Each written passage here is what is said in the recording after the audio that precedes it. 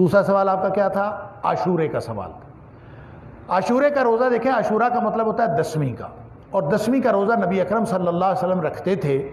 ایک حدیث میں آتا ہے کہ صحابہ کرام نے جب نبی اکرم صلی اللہ علیہ وسلم کے پاس ذکر کیا کہ یہ یہودی بھی رکھتے ہیں، تو آپ نے فرمایا کہ جو آئندہ سال ہوگا اس سال ہم 9 کا روزہ بھی رکھیں گے۔ اذا کان العام المقبل لصمنا التاسع، ہم 9 کا روزہ بھی رکھیں گے۔ یہ جو بھی ہے یہ میں نے ترجمے میں اپنی طرف سے لگایا ہے، جو حدیث کے الفاظ میں اس میں بھی کوئی نہیں ہے، اس میں ہم 9 کا رکھیں گے۔ تو اس سے پھر مفاہیم کے اعتبار سے 2 اختلافات ہو گئے کہ 9 کا روزہ رکھنا ہے کہ 9 کا بھی رکھنا ہے۔ جن لوگوں نے کہا کہ صرف 9 کا رکھنا ہے، انہوں نے اس حدیث کے ظاہری الفاظ کو ملحوظ رکھا ہے کہ نبی کریم صلی اللہ علیہ وسلم نے فرمایا، اور وہ راوی کہتا ہے کہ اگلے سال عاشورہ آنے سے پہلے ہی نبی اکرم صلی اللہ علیہ وسلم اللہ کے پاس تشریف لے گئے، اور یہ موقع نہیں آیا کہ آپ نے عملاً کیسے رکھا۔ جب عملاً نہیں دیکھا تو اب اس سے پھر مفہوم اخذ کرنے میں ایک رائے یہ بنی کہ اب آئندہ 10 کا نہیں رکھنا، 9 کا رکھنا ہے۔ کیوں؟ آپ کا عمومی مقصد یہ ہوتا تھا خالف الیہود والنصارى، آپ نے اسی کے مناسبت سے فرمایا تھا آئندہ ہم 10 کی بجائے 9 کا رکھیں گے۔ دوسری رائے یہ ہے کہ 9 کا اکیلا روزہ رکھیں گے تو اصل فضیلت تو 10ویں کے روزے کی ہے۔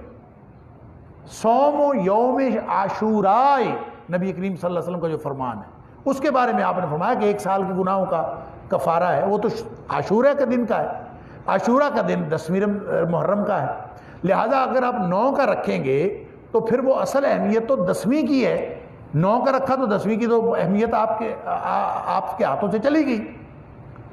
لہذا ان کا خیال ہے کہ اس لصمنا التاسع کو 9ویں کا بھی قرار دیں، اس میں بھی لگا لیں ترجمے میں۔ لہذا آپ دیکھتے ہیں کہ بریکٹ میں بھی بہت سارے لوگوں نے لگایا ہوا ہے کتابوں والوں نے کہ 9 کا بھی رکھیں گے، کہ نبی کریم صلی اللہ علیہ وسلم کا یہ مقصد نہیں تھا کہ 10ویں کا نہیں رکھیں گے، آپ کا فرمان تھا کہ 9 کا بھی رکھیں گے۔ 10 کا تو ہم رکھتے ہی ہیں، آپ نے یہ نہیں فرمایا نا 10 کا نہیں رکھیں گے اور 9 کا رکھیں گے، آپ نے فرمایا 9 کا بھی رکھیں گے۔ تو یہ بھی پھر خود لگایا جا سکتا ہے، اس لیے بھی کہ اصل اہمیت عاشورہ کے روزے کی ہے۔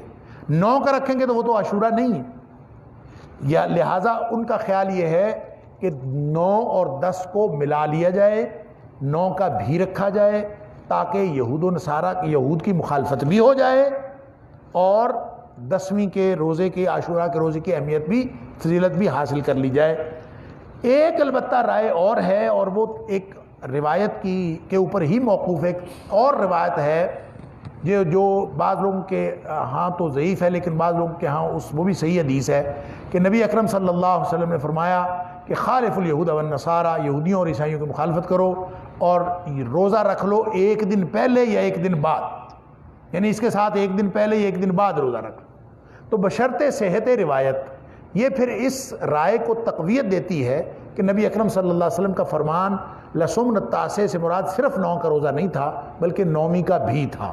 اس لیے زیادہ صحیح رائے، زیادہ صائب رائے یہی محسوس ہوتی ہے کہ 9ویں کا بھی رکھ لیا جائے اور 10ویں کا بھی رکھ لیا جائے، تاکہ نبی اکرم صلی اللہ علیہ وسلم کے اس فرمان کی تعمیل بھی ہو جائے کہ آئندہ 9 کا رکھنا ہے، اور جو عاشورے کی فضیلت ہے جو آپ رکھتے رہے، جو آپ کی عملی سنت ہے، وہ بھی ہاتھ سے نہ جائے۔